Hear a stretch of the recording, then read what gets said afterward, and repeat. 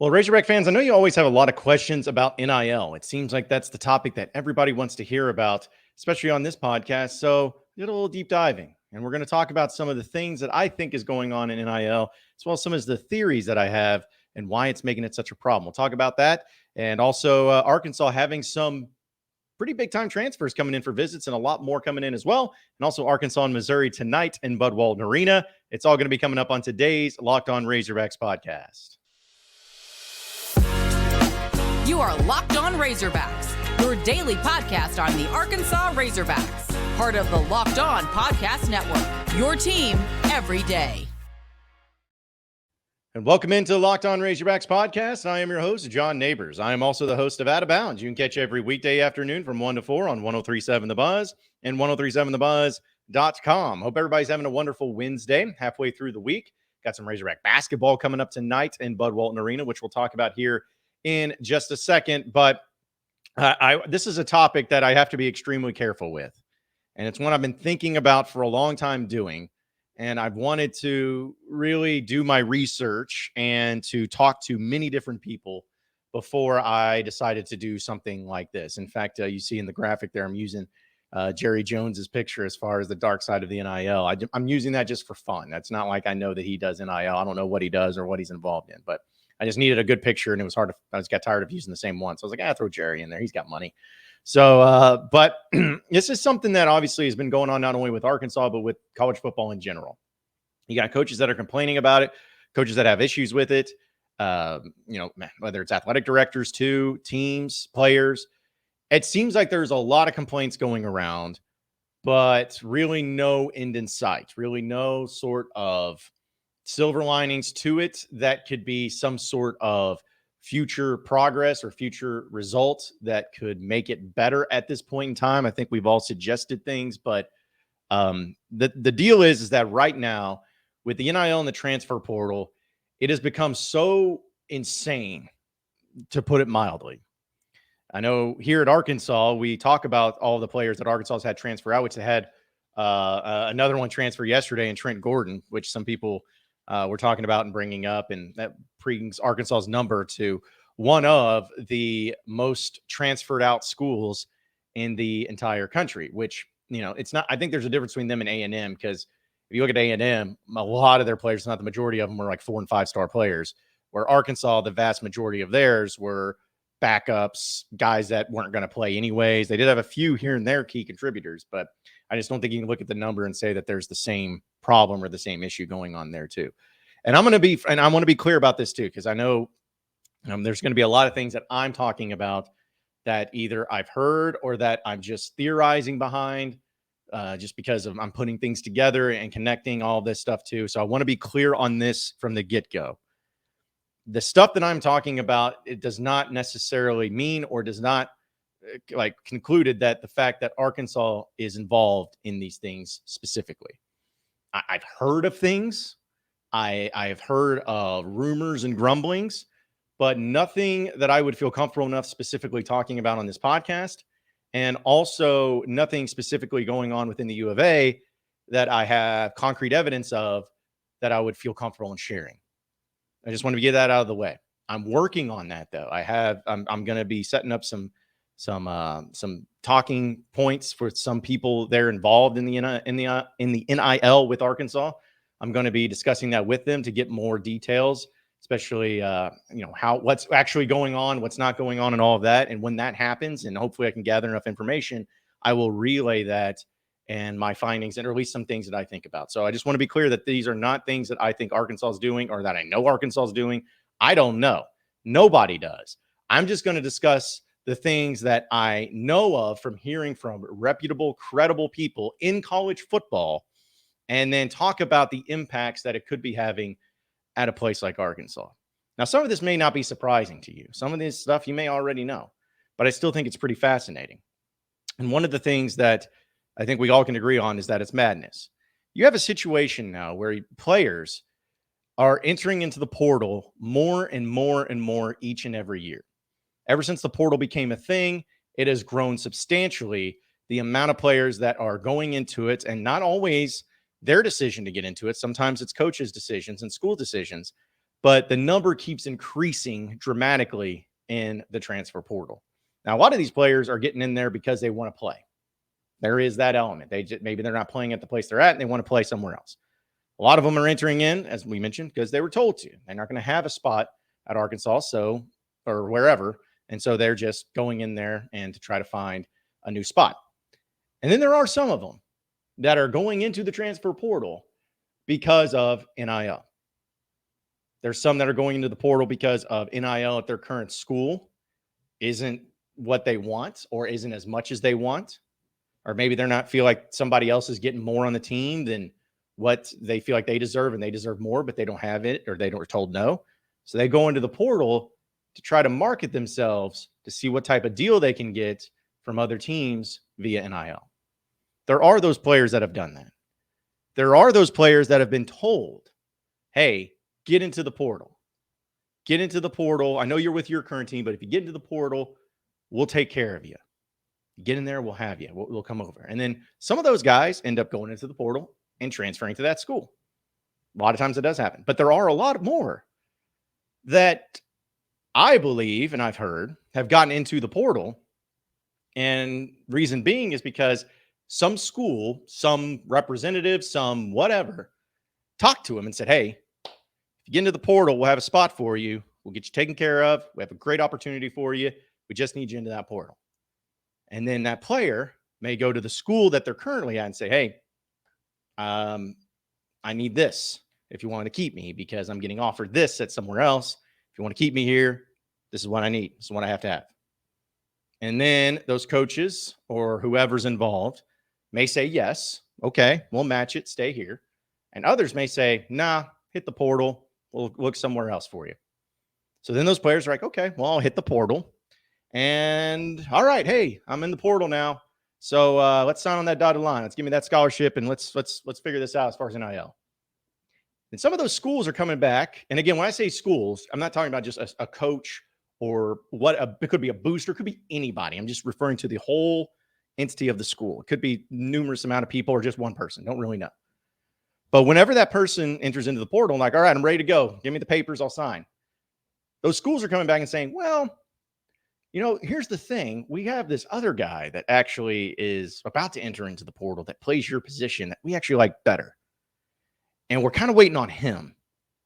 And if he comes into the portal and he comes to our school, then we're not going to really have a spot for you.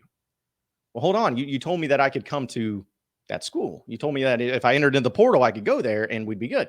Yeah, I know what we said, but, you know, things have changed. It's just gotten to the point where, you know, we like this guy better and we're going to wait. And so now the player's sitting there like, oh, crap. Well, what if I don't get that spot, if I don't get that deal, and I'm missing out on the place I just went to or I came from that had a great deal and a great setup, I'm screwed because now what do I do? Okay, well, let me go back to the school I was at and say, hey, coach, man, I'm sorry. You know, I made a mistake getting into the portal. Can I come back? And the coach would be like, no, that was your decision. You entered into the portal. So move on.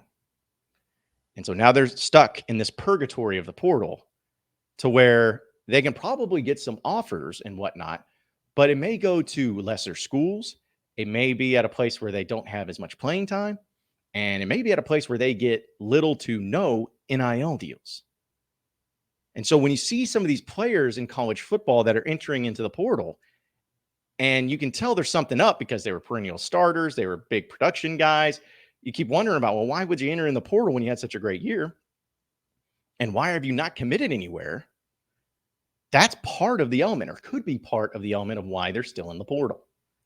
But then on the other side of it, there are players that are getting told in the same way, like same setup of, hey, I know you're with your current team, enter in the portal, we'll have a spot for you. This is what we'll get for you. And the player goes, okay, enters into the portal.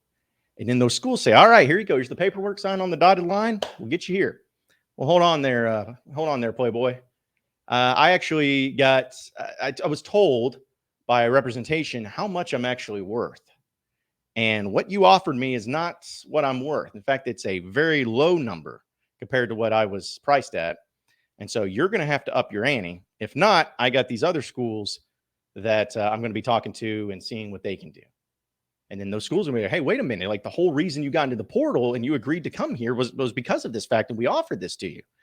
Yeah, I know, but things have changed. My value has gone up. I'm getting better offers from other schools. And then you have these players who are in the portal just sitting back and waiting to see which schools are really interested and who's going to fork over the best opportunities for them to come to their respective school. So it is such a, now again, this is not for every player that it's happening this way, but there is a certain amount to where you're like, this is going on, whether it's the player being promised by the school and the school not fulfilling it, or the school promising it to the player, but the player's not fulfilling it back to them because they're waiting on offers. They're waiting on see what's going on. Now, again, I can't state this enough. That does not mean that any player that's in the portal right now, that's a high quality player, are 100% doing these things or being a part of these things. Some of these players may actually be waiting because they're taking visits to other places. Some of them might be, wanting to visit certain schools and take their time and make a good decision and get there right before spring ball. Like there are some of those that could be in that case and in that stratosphere. But it's just, you can't tell me that given the certain circumstance of how things are going on in college football, and especially knowing that some of these schools that shall remain nameless, who bragged about the fact that they had so much NIL, and then after 1 year have a mass exodus of players, and all those high quality players are looking to go to other schools for free 99. I know we got big NIL money at our previous spot, but we're going to go and play at our new school for free. Or just give us a scholarship and that's all we want. You can't convince me of that. I'm sorry. You can't do it. And so this has become really the dark side of the NIL that nobody is talking about and nobody really understands what's fully going on. And I don't even understand what's fully going on. Again, this is basing it all on conversations I had with college football people, whether it's writers, whether it's recruiting people, whether it's players and families, like I have, stuff like that. It's just stuff I've heard, I've researched, I've read about, and I'm theorizing all of this because I'm trying to put the pieces together. It's basically like a Hansel and Gretel thing. I'm picking up the crumbs and trying to see where it leads. And as far as specific examples go, I don't have any, I'll be honest. But it is incredible to me just how nonsensical this has become, to the point to where it is truly ruining college football. I'm still one of those that wanted NIL. I think a lot of us are people that wanted NIL. But is this really what people wanted? They want this? I wanted it just to be where if you're a high quality, big time player and you're 3 years out of school and you start showcasing how big of a brand you are, that you should be able to make money on that brand with that school, through that school, and get paid for the greatness that you provide. That's what I want. Like I use the example of Darren McFadden. Darren McFadden, 3 years at Arkansas, you know how much money he could have made? You know how much money he should have made? That's what it should be about. But we all knew what it was going to turn into. It was going to turn into this where people are just bringing in people saying, hey, here's your check, here's your check, here's your check. And then if they don't get what they want, or if maybe it's in some cases, these schools don't have the checks that are clearing, they say, I'm out, I'm going somewhere else. And then who's left holding the bag? The schools. Because there are even instances, and this is something that you can even read about, that people put out articles about and research, that there are some cases where schools aren't being able to have the money and the funds that they promised to certain players. And also there are times to where, for instance, a school a year ago may have spent a total of $1 million on NIL to get a bunch of good players in. But now $1 million won't even give them one high quality player. And so now they're like, well, crap. So, we got to get some guys in here. So what do we do? Well, unless you pay up. And I think that sometimes players overvalue themselves. I think their representation overvalues them too. But you found this conundrum to where it's so wild. Like, I know it keeps calling the Wild West because that's truly what it is. There are no rules. There are no regulations. There's no accountability. There's no responsibility. And there's no transparency. It is truly just under the table, behind closed doors, this, that, and the other, don't know what, and there's so many people involved because it's not as simple as just a coach and a player. It has become where it's players, families, players' representations, coaches, assistant coaches, boosters, administration. Like the involvement and the amount of people that are involved in this whole thing is just insane. It's absolutely insane. So again, maybe some of the things that I just brought to your attention, you already knew. Maybe you're like, okay, duh. Of course, that's what's going on. We already knew that. Maybe so. But when you're breaking it down like that and you really start to look at it in that light, I just can't imagine. I cannot imagine being a coach at this point in time or being a school at this point in time or a player at this point in time and navigating through this. It's insane. Hopefully it gets fixed. Hopefully it changes. Hopefully it ends up being something that can make the product better. But I'm sorry, there is not a single person in the world that can convince me that what's going on right now in college football especially is okay. That it's fine, that it's good, that it's good for the schools, it's good for the players, it's good for everybody. There's not a single person that can convince me otherwise. This is not good for anybody. It needs to be fixed, and we'll see if it actually ever ends up getting done. Went really long there, but I got to tell you about BetOnline.net being your number one source for sports betting info, stats, news, and analysis. So get the latest odds and trends for every professional and amateur league out there. From pro football to college bowl season to basketball and to the World Cup, they've got it all at BetOnline.net. And if you love sports podcasts, you can even find those at BetOnline as well. They're always the fastest and easiest way to get all your sports betting info. So head to the website today or use your mobile device to learn more over at BetOnline, where the game starts. You are Locked On Razorbacks, your daily podcast on the Arkansas Razorbacks, part of the Locked On Podcast Network, your team every day. All right, so continuing on with the Locked On Razorbacks podcast, some of you have already saying about the transfer portal, hey, Arkansas is losing all these players, but when in the world is it going to be their turn to start getting some players in? Well, just be patient. I know I keep saying that, but be patient, because here's the thing. Arkansas actually has put out some offers, and they're also getting some visits from some people this weekend. One of them being one of the nation's most wanted transfers, wide receivers, Hillsdale College transfer Isaac Tesla. I don't know if it's Tesla. It's Teslaa.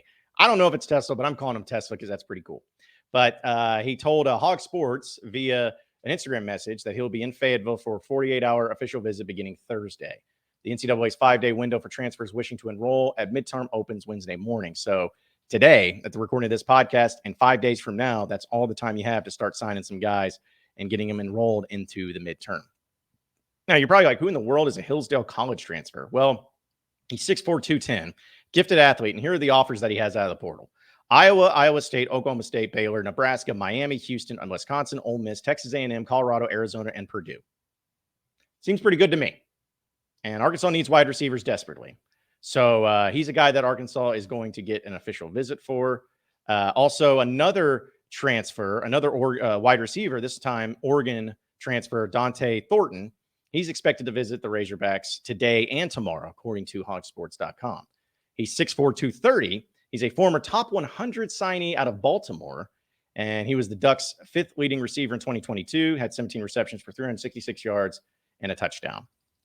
He took visits to Miami and Auburn, and he can make multiple visits during the upcoming transfer portal window. So they're getting a visit from him, and also an offer was made to Kane Barong, a 6'3", 243-pound sophomore tight end who's transferring from Notre Dame.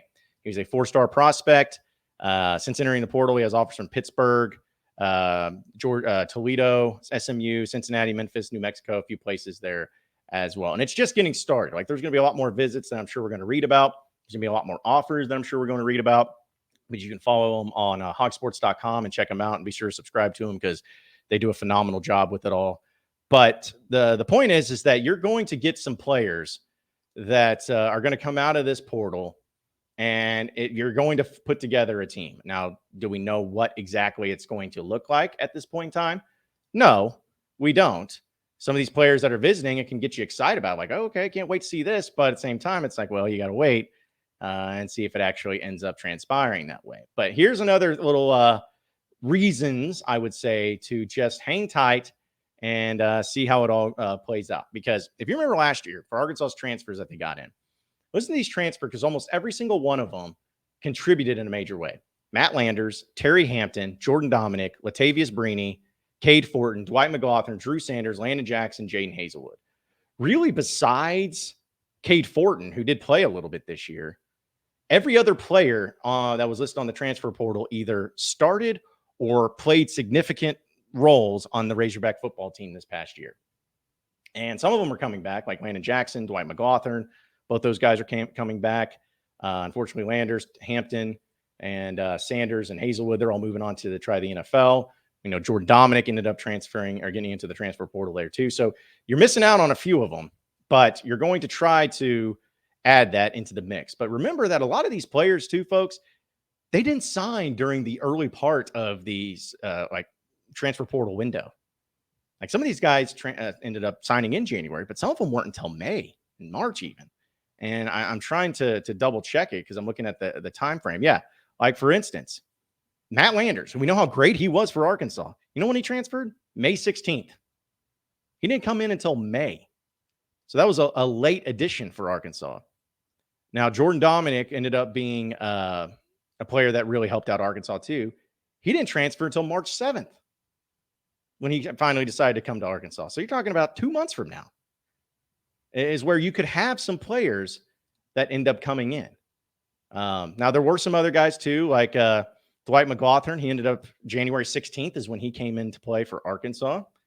Drew Sanders, who was a humongous get for Arkansas. January 16th is when he decided to transfer. Jaden Hazelwood, looking at him and what he's did. He did transfer early. He's December 5th, like right out of the gate, he ended up transferring in. So he was an early signee. But Landon Jackson was another one. I think he's going to be a good defensive lineman for Arkansas. He was pretty close to it at December 12th. So the point is that you're going to have some guys that have already transferred in, like we see right now. Terry Hampton, another one, is May 5th. May 5th is when he transferred. So my point in saying all this is that there are going to be times where you're going to have some transfers that come in right off the bat early. But if you look at some of the history of some of these players that have come in for Arkansas, at least last year, it wasn't as soon as January started. I know that they've changed some rules for as far as windows and when you can and when you can't and when you enroll and all that. But folks, there's a lot of time. And I would even make the argument that three of the most impactful players that you had in the transfer portal last year didn't come until May to March or March to May. And then you add two of the biggest ones, I would say, including Drew Sanders, wasn't until mid-January. So just relax. Let's see how it plays out. You could get some really big-time players out of this portal. Will it be as big as last year? Don't know. But just because you don't have them right now doesn't mean they're not coming. Just wait. And who knows? Maybe January 16th this year, you'll have a bunch of big-time commitments. We'll see. We'll see how it plays out. Going to do a little Razorback baseball or basketball, I should say, previewing with Arkansas and Missouri coming up here on the Locked On Razorbacks podcast. You are Locked On Razorbacks, your daily podcast on the Arkansas Razorbacks, part of the Locked On Podcast Network, your team every day. All right, so final segment here on the Locked On Razorbacks podcast. Arkansas and Missouri tonight in Bud Walton Arena. Should be an exciting one, as it is the first time in almost 30 years that Arkansas and Missouri have both been ranked when they have faced off against each other. Arkansas is ranked at 13th. Missouri's at 20th. And this game's going to be at 7:30 on the SEC network, which I love the SEC network. I love my people over there at the SEC network. But, man, the fact that you have a top 20 game on the SEC network and not on like an ESPN or something like that, it's kind of weird. But still, should be a great game nonetheless. Arkansas leads the all-time series 32-26, so not as close as what people would think. But Arkansas is also 8-2 in Bud Walton Arena during the time of them being in SEC play. That is Missouri. So, yeah, we'll see how it plays out. Arkansas, this is another crazy thing too. So this is going to be the 98th time in Razorback history that a ranked Arkansas team will play a ranked opponent. But Arkansas is 47-50 in such games. But they're 17-5 in such games at home. So this one's going to be a tough matchup. And if you don't believe me, just look at the numbers here. Missouri is, and this is as far as in the SEC where they rank. Missouri is number 1 in field goal percentage, number 1 in fast break points, number 1 in steals, number 1 in turnover margin, and number 3 in scoring margin. So they like to move. They like to move quickly. They like to move fast. They turn you over a lot. They don't turn it over as much, and they hit their shots. Arkansas, though, is number 2 in field goal percentage, number 2 in fast break points, number 3 in steals, number 3 in turnover margin, and number 2 in scoring margin. So very comparable there. And Missouri's also beaten 2 straight ranked opponents. They beat Illinois, and then they beat Kentucky. Now, granted, Kentucky's not that good, as we're starting to find out. And both those games were at home for Missouri. But this is a game that Arkansas really needs to win. Because remember a few years, I'm not saying really needs to win as far as, not making the tournament. Like, I'm not saying that. But if Arkansas is legitimately wanting to compete for the SEC title, regular season title, and a number 1 overall seed, or at least a number 1 seed in general, you have to win these games. And so this is one that Arkansas has to take care of business, because then you go on the road to Auburn, and then you have Alabama at home. So it doesn't get really easier going forward. But I feel like, and I even had Coach Z, Matt Zimmerman, on my show yesterday and discussing it, where if you really look at it from the perspective of what you need to do in SEC play in order to win the conference, you got to win 14 games. You got to go 14-4 for you to win this conference. Now, last year, I think Auburn was kind of the exception rule. They went 15-3, and there will be some times you'll have a team that goes undefeated like Kentucky did. But usually, if you look at history, 14-4 is kind of the mark of where you need to get to win the SEC. And in order for Arkansas to do that, they have to do 2 things when it comes to home games and road games in the conference. They have to win every home game. You have to go 9-0. Every home game you should win this year. I don't want to see some stupid game against Vanderbilt where you lose. I don't want to see some stupid game against Missouri that you lose. You should beat those teams. You should have beat those teams past 2 years. You should have been undefeated at home. This is the year you need to go undefeated the entire way. It's not saying it'll be easy, but you should. So Arkansas needs to win this game because they need to go 9-0 and then 5-4 on the road, which is not completely and totally impossible. The problem is that Arkansas already dropped a game on the road to LSU to start the year, and that was dumb. But so you got 3 more. You really only got about 3 more losses here if you still want to win the SEC. And if you're looking at it from the rest of the way, especially on your road games, at Alabama, at Tennessee, and at Auburn, those are going to be your 3 toughest ones. And even if you lose those, you got to win the rest of them. So it's really a small margin right here as far as to be great or to be. And again, I'm not talking about just going to the tournament or having a good season or anything like that, because they've lost games at home before to bad teams and they had great years. So I'm not saying that. I'm just talking about if you want to win the SEC, which Arkansas is capable of, and they're good enough to do it, these are the games you got to win. These are the games you got to take care of. No Nick Smith tonight. So, there's no update on that. But I still think Arkansas is good enough, talented enough, and ticked off enough out of that performance against LSU to come out and win this game. So I predict they'll win. I think it'll be a high-scoring, or not a high-scoring affair, but it'll be a fun up-and-down game. But it's going to come down to Arkansas's defense. If Arkansas's defense takes care of business against Missouri, they got a good offense. But if Arkansas's defense suffers them or suffocates them, Arkansas is going to win. So I think Arkansas wins this one. I think they win by 12 points. I really do. I think they're going to come out hot. I've had a week to have it sit with them, and they're going to make sure that they take care of business at home for sure. Appreciate everybody listening in to Locked On Razorbacks podcast. Be sure to like and subscribe to the podcast on iTunes or on Google Play. You can also get after me on Twitter at BuzzJohnNabors for any questions, comments, concerns that you may have. We'll keep it going from there. Same podcast time, same podcast channel tomorrow afternoon. Have a great day, everybody. We'll see you then.